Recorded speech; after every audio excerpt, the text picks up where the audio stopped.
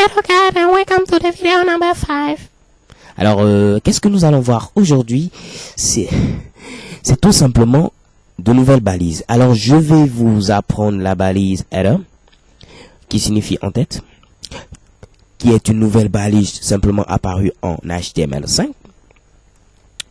De même que les autres balises que je vais vous montrer dans cette 5e vidéo. Alors, comment je fais pour dupliquer ici cette ligne? C'est simple. J'appuie sur CTRL D. Alors, CTRL D, bam, CTRL D, bam, CTRL D, bam, CTRL D. OK? Donc, une deuxième balise, c'est aside. Une troisième, c'est nav. Je vais vous expliquer ce que tout cela signifie. Une quatrième, hash group. Cinquième, section, article, footer. Oups, une erreur ici. Et là, je crois que ceci pourra faire l'affaire. Mamma mia. On copie, on colle. On copie, on colle.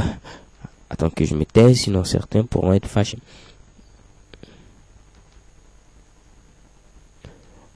On colle. Alors signifie ici en tête. Cette balise, à quoi va-t-elle servir? Elle permet simplement de spécifier l'entête de notre site web.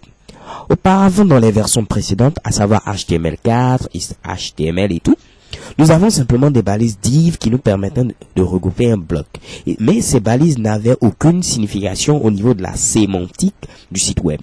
Avec header, aside, nav, hgroup, section, article and footer, qui sont également des balises de type bloc, nous reviendrons sur ce que cela signifie. Mais ces balises apportent ici une précision au niveau de la sémantique. On sait que header va regrouper l'entête de notre site web ou l'entête d'une partie de notre site web, et ça va permettre ici de donner des informations en plus. Et ça c'est un peu comme ce qu'on voit sur Firefox. Je vous montre un exemple de ça. C'est sur ce site web, on peut considérer ceci comme aside et également ce qui est en haut ici comme un header, donc une en-tête, et ceci comme aside. Aside qui signifie information en plus, quelque chose de ce genre, pour être plus simple. Mais nous essayerons de voir plutôt dans la vidéo suivante ce que cela peut signifier de manière beaucoup plus générale. Nav qui est le diminutif de navigation qui signifie menu. Alors ici, voici un exemple de nav qui est un exemple de menu. Nous avons également hgroup qui permet de regrouper ici un ensemble de titres. Donc par exemple, dans la vidéo précédente, nous avons vu H1, H2, H3, H4. Hgroup ici permet de regrouper plusieurs titres. Donc permet de regrouper des H1 comme ça, des H2, ainsi de suite. Donc permet de regrouper des titres. OK?